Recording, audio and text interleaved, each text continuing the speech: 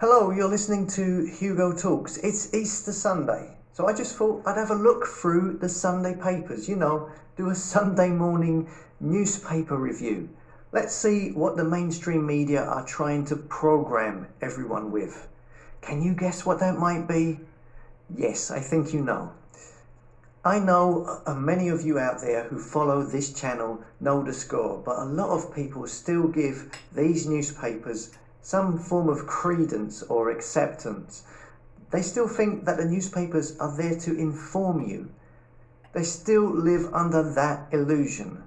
Look, they're not there to inform you. They are there to form your opinion. It's just another extra layer of mind controlling the public, and quite possibly the most important layer or the most powerful layer. Some people still believe that these newspapers represent what the greater good or the greater amount of the population are thinking, that they represent what's happening in the world. But no, of course they don't. What they represent is what the powers that be, the elites, the governments, a very small percentage, they represent what they want you to think, what they want you to believe is going on. These headlines are an attempt at trying to make the mass population think in a certain way. You ever watch that pile of crap TV show Gogglebox on Channel 4 with all of those fake pretend normal people sitting in their fake pretend houses who watch TV and then react in a fake pretend way? And usually they react in an idiotic way, especially to the news and the shows.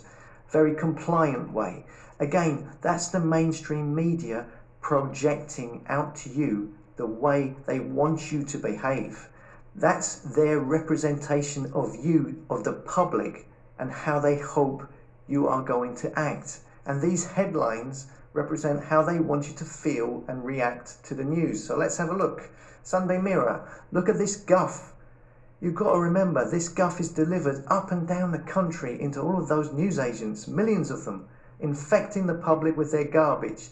So here we have Passport to Freedom next week, COVID certificates for sports and clubs, but you won't need one for the pub. So it's Easter Sunday and these papers are pushing the passports, of course they would be, trying to make it sound exciting, telling you what and how you can get your freedom back.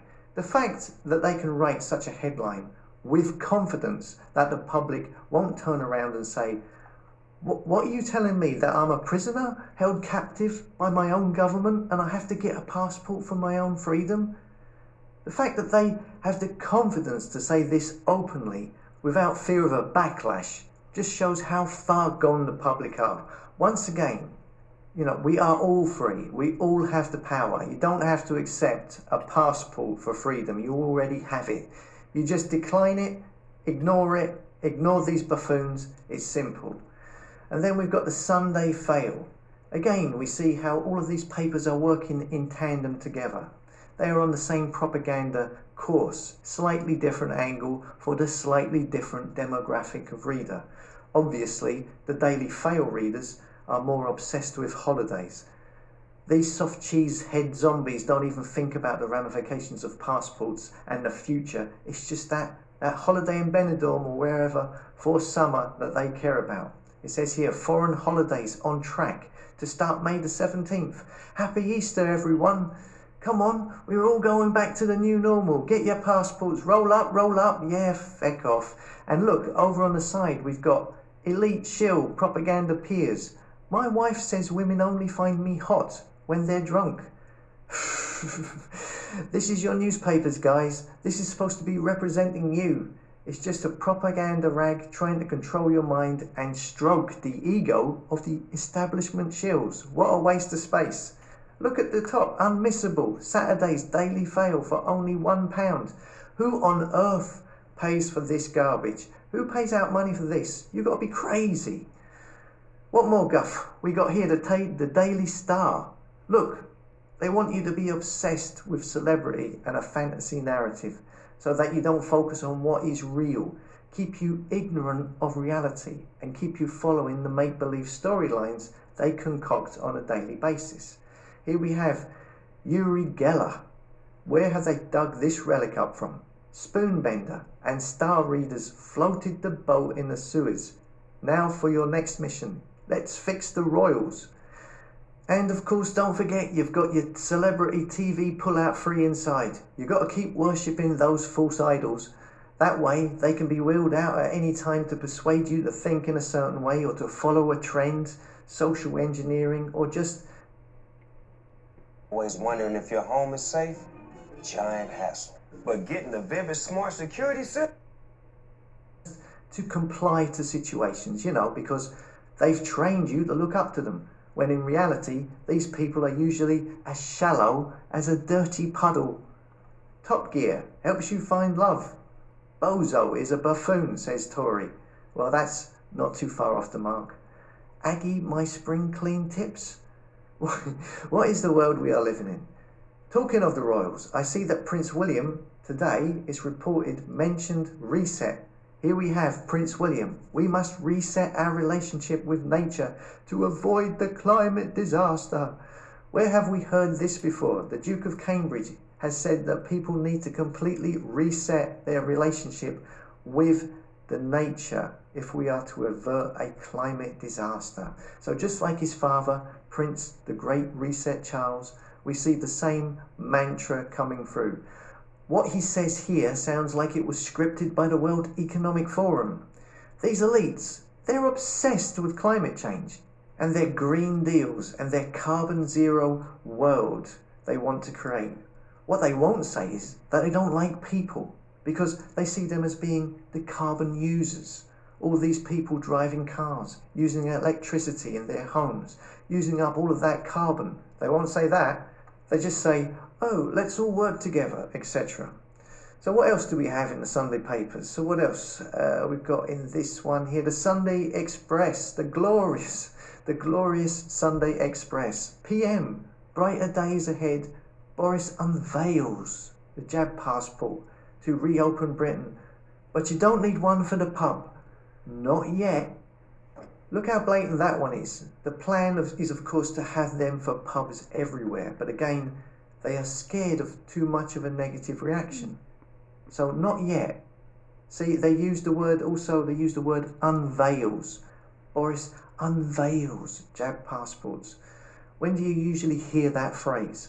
Remove a veil or a covering from, say, a new monument or a work of art.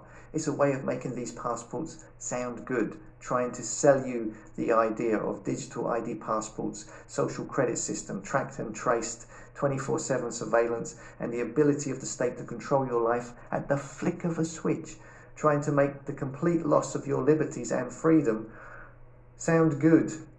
All the national newspapers here working in tandem, attempting to make this sound like a good idea. The only way to beat this is to resist. Collectively say no. Just say no. Resist for freedom. Resist for victory. Yeah? Resist for victory. That would make a good t-shirt. Resist for victory. Resist the passports. Resist the digital tyranny, the digital trap. Let's take a look at the Sunday Telegraph. Oh look, whoa, surprise, surprise. They are talking about the same thing. Would you believe it? And even though this is the biggest threat in our lifetime to the world's freedom, none of these newspapers seem to think it's a bad idea. They don't even question it. They all think it's a great idea. Passports to normal life, but not for mumps. You don't need a passport for normal life. Normal life doesn't equate with having to have a passport to live it. Being told you have to get a passport to have freedom is not normal. It's not a normal life. Look at the massive picture of the app on the phone there on the side. It's kind of crazy. All the conspiracy theories, they're coming true. All of this time, 6 months ago, the so-called conspiracy theorists were being laughed at. They said correctly, they're going to bring in vaccine passports. They were laughed at. Look at where we are now. You're not laughing now, are you? Many said back a year ago, this will go on and on. They will not relinquish the freedoms they have taken away. Look where we are now. You're not laughing now, are you? What else has been said that will come true? Here we have in the Independent, we have a big photo of the Kill Bill protests in London yesterday.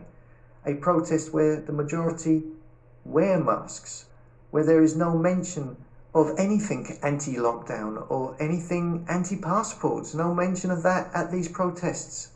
No, but they seem to be out and about every other day. So when's the next anti-lockdown protest? It's not until April the 24th, about 3 weeks' time. Okay, all right then. And then look at the headline. I can't even repeat the headline, but it's interesting to see that on the front page, a minister said that now they're going to be fired and their career effectively over, I would imagine. So, yeah, that's the crazy world of the mainstream media. It's all nonsense, deception, illusion. Instead of informing you, they are trying to form your opinion.